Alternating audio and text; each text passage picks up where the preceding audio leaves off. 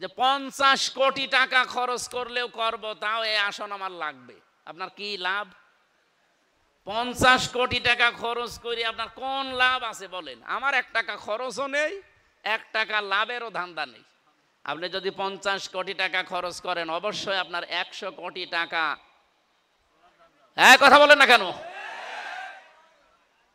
তো এতদিন এই ধোঁকাবাজি, প্রতারণা, মিথ্যা, এগুলো আমরা এই 54 বছর দেখলাম।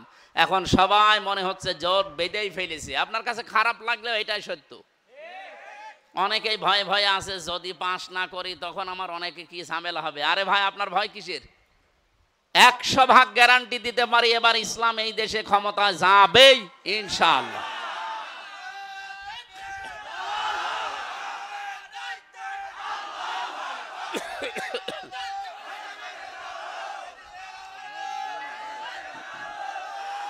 মনে আছে ভাই? আমার ভাইরা, বিবেকের কাছে আপনারা যে প্রশ্ন রাখলাম, যারা আজ মানুষের তৈরি করা আইনগুলো জমিনে কায়েম করতে চায়, সে যে নামেই হোক, তারা যদি ভয় না পায় মিছিল মিটিং করতে, ভোট চাইতে, আপনার দুয়ারে দুয়ারে যেতে, আমি আল্লাহর আইন কায়েম করতে চাই, আমি ভয় পাবো কেন? বলেন, আমি কেন ভয় পাবো? আমি তো নিরাপত্তা পেয়েছি আল্লাহর কাছ থেকে, কারণ আমি ঈমান আনার মতো ঈমান আনার চেষ্টা করছি, এবং আমার ঈমানের ভেতরে কোনো শিরিক নেই, জুলুম নেই। আল্লাহ অবশ্যই আমাকে নিরাপত্তা দেবেন, এই গ্যারান্টি দিয়েছেন আল্লাহ নিজে। আর আমি নিজে দেখি আসলাম, আমাং দাখালাহু কানা আমিনা। আল্লাহ বলেন, আমার এই ঘরের ভেতরে প্রবেশ করো, নিরাপত্তা দিয়ে দেব। মক্কার এরিয়া কিন্তু শুধুমাত্র এখান থেকে এই খুঁটি পর্যন্ত না, 3.5 কিলোমিটার 4 কিলোমিটার মক্কার এরিয়া, মানে কাবা শরীফের এরিয়া, এত বিশাল। মামনুন গয়রা মুসলিম তাদখুলু মামনুন গয়রা মুসলিম লেখা আছে, যে এই পর্যন্ত মুসলমান ছাড়া অন্য কোনো জাতির লোক প্রবেশ করতে পারবে না, যারা কাফের। তার মানে ওগুলো সব কাবার এরিয়া। যদি আগামীতে দরকার হয় তো বিল্ডিংগুলো ভেঙে দিয়ে এত বড় বিশাল চত্বর বানাবে, 3.5 কিলো 4 কিলো 5 কিলো দরকার হয়, খালি কাবার চত্বর বানিয়ে নেবে। তাহলে এই চত্বরটার ভেতরে যদি কেউ প্রবেশ করে, সে নিরাপত্তা পেয়ে যায় কার কাছ থেকে? আমি নিজে দেখেছি, আপনার বাবার হত্যাকারী আপনি কাবার এরিয়ার ভেতরে পাবেন, কিচ্ছু বলতে পারবেন না।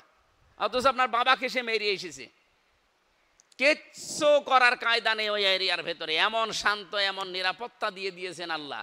এবার আমার প্রশ্ন, বাংলাদেশ কি কাবা শরীফ? এই কথা বোঝার চেষ্টা করেন, বাংলাদেশ কি কাবা শরীফ? তাহলে এই 56,000 বর্গ মাইল ঠিক ওই রকম নিরাপত্তার একটা নগরী বানানো দরকার না? কেন কাবা শরীফের এরিয়া এই চত্বরটা আল্লাহ নিরাপত্তার চাদর দিয়ে ঢেকে দিয়েছেন কেন? এদিকে তাকান, কি শুনতেছেন আপনি? আমি কোরআন সরাসরি বলছি, সূরা আলে ইমরান, ওয়ামান দাখালাহু কানা আমিনা, এখানে প্রবেশ করো, নিরাপত্তা দিয়ে দেব। তাহলে বাংলাদেশকেও যদি কাবা শরীফের মতো নিরাপত্তার নগরী শহর বানানো লাগে, কি করা লাগবে? ওখানে যেটা আছে এখানে সেটা নিয়ে আসা লাগবে। ওখানে কি আছে? না না, 1 নম্বরে ওখানে আছে ওই যে আয়াতটা পড়েছিলাম, 1 নম্বরে কাবার এরিয়ার ভেতরে কোনো শিরিক নেই। কি নেই? আপনি শিরিক পাবেন না। হ্যাঁ, শিরিক ওই দেশের মানুষ করে না, যারা অ্যাক্টিভ মানুষ ওই দেশের। শিরিক কিছু আছে গোপনে গোপনে, বাংলাদেশ, ভারত, পাকিস্তান এই দেশের লোকের আছে, এ করে। এরা মাটি নিয়ে চুমা খায়, যেখানে সেখানে দেখলে খালি চুমা দেয়, আর মনে করে যে না, এখানে কোনো ক্ষমতা কেরামতি আছে।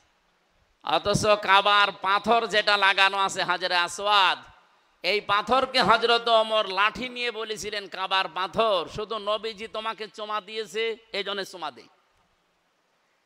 নবী যদি চুমা না দিত, জীবনেও তোমার চুমা দিতাম না। আমি জানি তুমি আমার ভালো করতে পারো না, মন্দও করতে পারো না। কোন পাথরকে বলছে বলেন তো? ওই পাথরটা জান্নাতের, হযরত আদম আলাইহিস সালাম নিয়ে এসেছিলেন। এত বড় দামি পাথর, সেই পাথরকে হযরত ওমর যদি এ কথা বলতে পারে যে তুমি আমার ভালো করতে পারো না, মন্দও করতে পারো না, শুধু নবীজি চুমা দিয়েছে এই কারণে চুমা দেই, নবী চুমা না দিলে আমি জীবনেও চুমা দিতাম না। অথচ বাংলাদেশে এই যে কত পাথর বিক্রি হয় ভাগ্যের উন্নয়ন করার জন্য। ঢাকায় যে পান্থপথে লিটন দেওয়ান চিশতি পাথর বিক্রি করে 5 লাখ 7 লাখ টাকা দাম এক একটা পাথরের। ওটা হাতে দিলে নাকি 3-4টে বউ হয়, কত রোগ শোক সেরে যায়। এগুলো সব বানোয়াট, মিথ্যা, ধোকাবাজি, প্রতারণা ছাড়া আর কিচ্ছু না। পাথরের কোনো ক্ষমতা আছে? যে সমস্ত মেয়েরা বুঝে না বুঝে মাদলি ব্যবহার করেন, খুলে ফেলে দেন, কোনো দরকার নেই।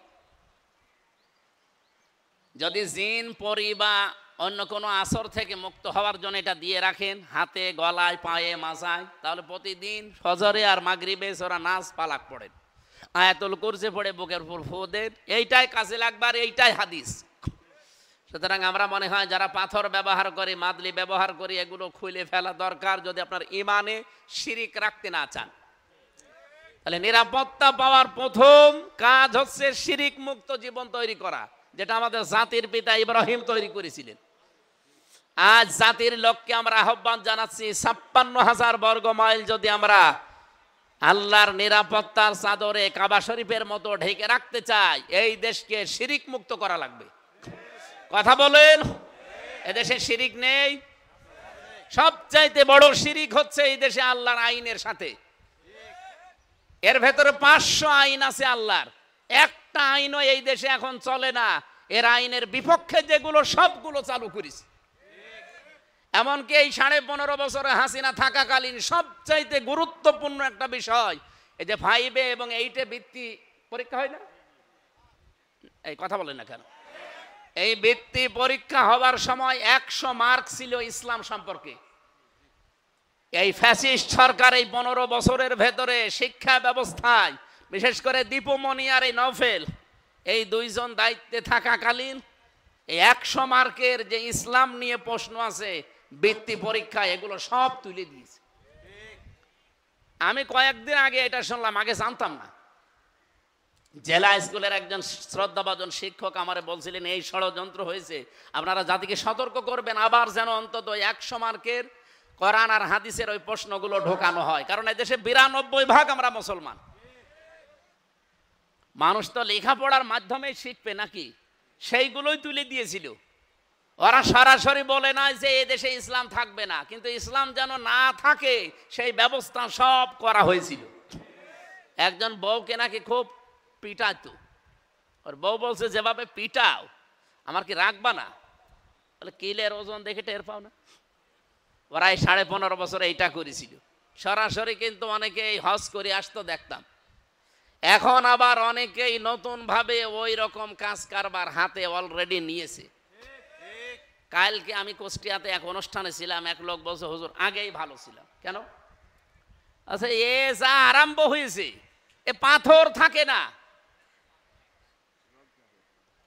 সে এক লোক চোর ছিল, এমন চোর, কাফন চোর। কাফন চুরি করতো, শুধু মানুষ মরে গেলেই ওই কবর থেকে কাফন চুরি করে বিক্রি করে দিত। চিন্তা করছে, আমার নামই তো কাফন চোর। ছেলেকে বলছে, আমি যদি মারা যাই তুই এমন কাজ করবি যেন আমার এই নামটা ঢেকে যায়, অন্তত আমার যেন আর খারাপ কেউ না বলে। ও মারা যাওয়ার পর ওর ছেলে শুধু কাফন চুরি না, কাফন চুরি করে আর লাশ গাছের উপরে ঝুলিয়ে পেছনে বাঁশ দিয়ে রাখে। লোকজন বলছে, ওর বাবাই তো ভালো ছিল, ওর বাবা তো কাফন চুরি করে নিয়ে চলে যেত, লাশ কবরে পড়ে থাকতো, আর এ কি শুরু করিস? এই কাফন তো চুরি করেই লাশ তুলে গাছের উপরে টাঙায়, আবার পেছনে বাঁশ দেয়। ওর বাবাই কি ছিল? আমার মনে হচ্ছে এই দেশে কিছু মানুষ যা আরম্ভ করেছে, এই জন্যই কিছু মানুষ বলতেছে যে আগেই, আসলে তো আগে ভালো ছিল। আগে তো অন্তত পাথর দিয়ে মানুষ এভাবে মারা দেখি নাই। লঘি বইটা দিয়ে দেখেছি, পাথর দিয়ে দেখেছি। মানুষ খায়, তা বলে পাথরও খেয়ে ফেলে। কি একটা সুন্দর দৃশ্য ছিল বাংলাদেশের ভেতরে, সিলেট, সে জায়গাটা এখন শ্মশান বানিয়ে ফেলেছে। আপনি চেয়ারে বসার আগেই যদি এভাবে খাওয়া আরম্ভ করেন, চেয়ারে বসিয়ে দিলে আপনি কিছু রাখবেন? এদেশের মানুষ এখন সব বোঝে, শুধু সময়ের অপেক্ষায় আছে এই জায়গা মতো টিপ দেওয়ার। এই কথা বলেন না কেন? আল্লাহ, তুমি আমাদেরকে নিরাপত্তার এই কাবা শরীফের মতো এই 56,000 বর্গ মাইল যেন নিরাপত্তার চাদরে আমরা ঢেকে রাখতে পারি, সেই তৌফিক দাও। আমি সূরা বালাদ থেকে আলোচনা করব বলে বসেছিলাম। আপনারা কি চলে যাবেন নাকি? সময় দেওয়া যাবে না, আধা ঘন্টা 45 মিনিট এখনো আছে, থাকবেন না? কিছু গুরুত্বপূর্ণ মেসেজ আছে আয়াতের ভেতরে, যে আল্লাহর দৃষ্টিতে সৌভাগ্যশালী কারা। আমরা তো অনেকেই অনেককে সৌভাগ্যশালী মনে করি না। সৌভাগ্যশালী হওয়ার জন্যে আল্লাহর কাছে যদি কেউ সত্যি বিজয়ী হতে চায়, কি কি কর্মসূচি হাতে নেওয়া লাগে, আর এই দেশে ৭৩টা দল এখন কাজ করছে, কারা এইগুলো হাতে নিয়েছে কোরআন থেকে আমরা শুনতে চাই। এই আজ থাকবেন কারা কারা, দেখি হাত তোলেন তো। এই থাকবেন না, এমনি হাত তোলেনি কে দেখেন তো। আমি আশা করছি আধা ঘন্টা আপনারা থাকবেন। কারা কারা থাকবেন দেখি, লিল্লাহে তাকবীর। আমি হাত তুলিয়েছি ২-৩ মিনিট সময় নিয়ে আমরা আলোচনায় চলে যাচ্ছি। এনারা এই খরচের জন্য আহ্বান জানাচ্ছে পেছন থেকে বারবার। আপনার টাকা ২টা টাকা হলেও যেন কোরআনের এই প্রচারে থাকে। যদি মনে করেন এটা একটা দলের না, এটা কোরআনের প্রচার করছি, আমি দলীয় চিন্তা ভাবনায় কথা বলছি না, দলের সাথে মিলে যাচ্ছে কোরআনের নিয়ম নীতিগুলো, এই জন্যে ওই নাম নিয়ে আসা লাগছে। যেন কোরআনের প্রচার হচ্ছে এই চিন্তা করে যারা টাকা পয়সা নিয়ে এসেছিলেন দেওয়ার জন্যে, ওনারা যাচ্ছে। দয়া করে একটু 5 মিনিটও লাগবে না, 2-3 মিনিট। ওই লোকজন আছে না এদের, ওই যে ব্যাগ নিয়ে যারা আছে একটু তাড়াতাড়ি জানতো ভাই, এই সামনে দিয়ে যান, দরকার হয়। একেবারে খালি হাতে আপনারা ওনাকে ফেরত দেবেন না, যা পারেন আপনার 2 টাকা 5 টাকা হলেও যেন থাকে আপনার সামর্থ্য অনুযায়ী। এলাকা গরিব তো, তারপরও যতটুকু পারেন আপনারা কোরআনের প্রচারে দান করবেন আশা করছি। সুবহানাল্লাহ আলহামদুলিল্লাহ লা ইলাহা ইল্লাল্লাহ।